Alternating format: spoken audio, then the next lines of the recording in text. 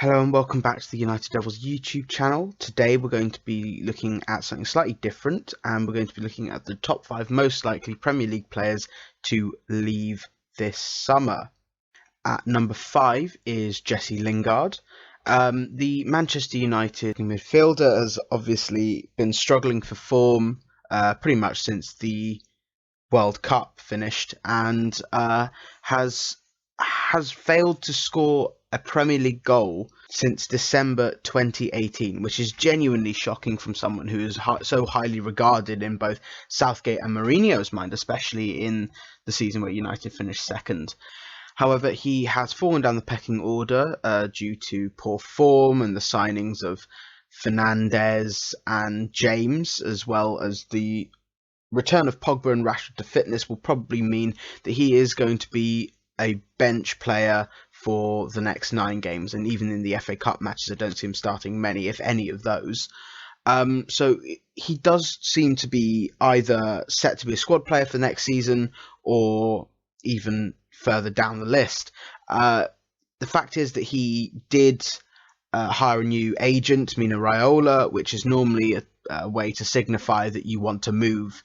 And there have been some clubs interested in signing Lingard. Obviously, AC Milan has been a long-term favourite to signing Lingard, and so it could be that he does move to Italy, just like Smalling did, perhaps maybe on loan at first, and then to see if he likes the atmosphere, and then to move permanently the summer after. But there could also be a potential swap involving Jadon Sancho, where Lingard goes the other way, plus a fair bit of money too. There have obviously been Premier League teams interested in signing Lingard because he does have abilities that would be interesting and important for some teams, and so that's why he's only 5 on the list, because he could still be an interesting and important asset to a Premier League club, so they could put in a 25-30 million bid for him. Number 4 on the list is Jan Vertonghen. Of course, his contract does expire at the end of the season. I believe he has signed the extension for the last 9 games of the Premier League season. But he does look like he's set to depart Spurs, with Mourinho sort of happy to see if he wants to leave or if he does decide to commit. This has obviously been the case for both Alderweireld and Eriksen earlier on in the season. Alderweireld did, however, commit earlier this year. Eriksen did also leave for Inter Milan, has done fairly okay since he left. Where it comes to Vertonghen, he is obviously a good centre-back. I don't think he's as good as some people rate him. I do think he's a bit of a dirty player who does sort of seem to get away with a lot of bad, aggressive fouls that probably should see him booked or sent off more often. But nevertheless, he's still a good centre-back at least. But I wouldn't be too worried if I was a Spurs fan to see him leave, because Mourinho can always convert better defenders or find the better defenders. So the likes of Juan Foyth and Davinson Sanchez, who do have sort of raw ability in defending and are actually quite good at passing out from the back, should thrive under him. And alongside Alderweireld, they should be fine. However, there is the chance that he does like the idea of staying at Tottenham, even though he's been playing as a left back for some of the season, and hopefully maybe he chooses to stay instead. So that's why he's only number 4. Number 3 on the list is Jorginho.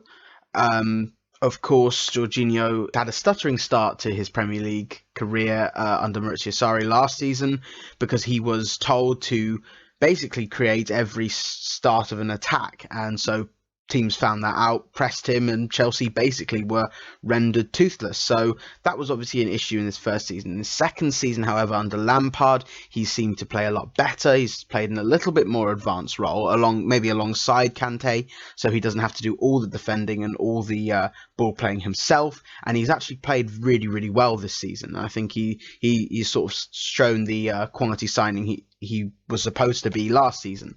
So it would be slightly detrimental for Chelsea, because it is reported that Sarri does want him to sign him again at Juventus, because he doesn't really fancy Pjanic or really Khedira, I don't think, and so he will be looking to offload those two. I think Pjanic might be going to Barcelona, so it would be interesting to see if Chelsea do want to sell Jorginho, because he probably would cost about 40-45 million pounds, and for someone who, you know, they have got an abundance of centre midfielders with Kante, Kovacic, Barkley, Mount, Loftus-Cheek, all, you know, good players, good solid players. It would be, you know, seem like good business, and they can then invest that money in Ben Chilwell, who they desperately need, because the left back and right back really have been questions that need to be answered for Chelsea, really. So it would be probably a bit of good business to let Jorginho go. However, that depends on N'Golo Kanté, who has also been linked with moves away, but those links are not as strong as the others. Up next at number 2 is Pierre-Emerick Aubameyang. He obviously, his contract expires at the end of next season, and the current state of Arsenal means they are pretty much unlikely to get any kind of European football, let alone even Europa League. And that's not really what Aubameyang is used to, being having played at Dortmund for the last few years and is a European regular, really. He would have been expecting to play European football, and so, you know, entering the prime years of his career, really, he'll be wanting to move on and try and, you know, win a Champions League, win a few more trophies, something that he has lacked at Arsenal. I believe they haven't won a single trophy since he's been there.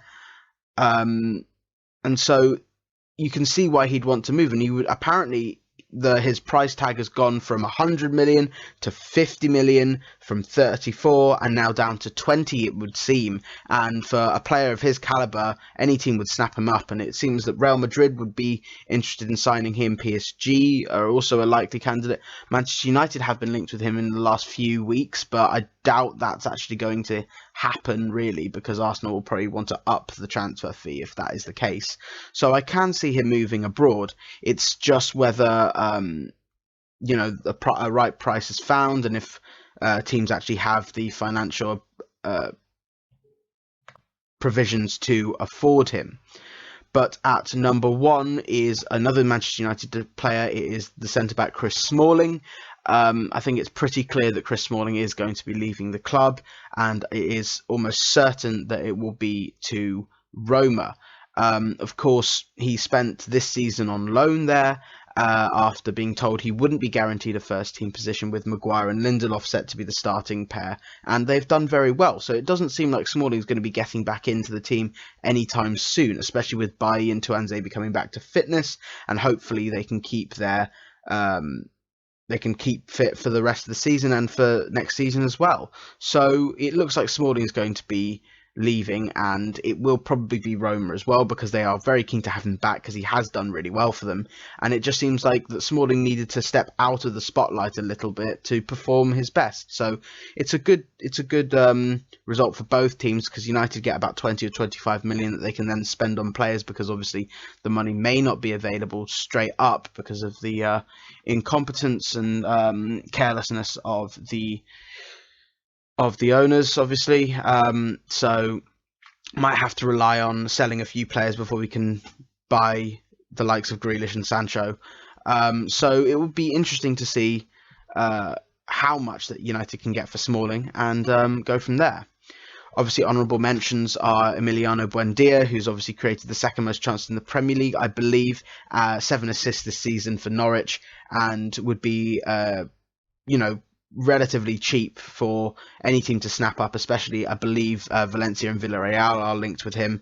And of course, another player who has been linked with Bayern Munich over the last year is Wilf Zaha.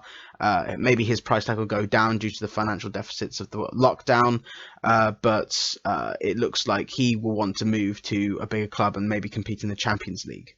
But that's all from me today. That's the list of the 5 most likely players to leave the Premier League, and a couple honourable mentions. If you disagree with our list, or you have any questions or topics you would like for us to cover, then please comment below on the YouTube video, on the Twitter or Facebook posts. And if you enjoyed this, please like this video, subscribe to our channel, and follow us on Twitter for all of our content.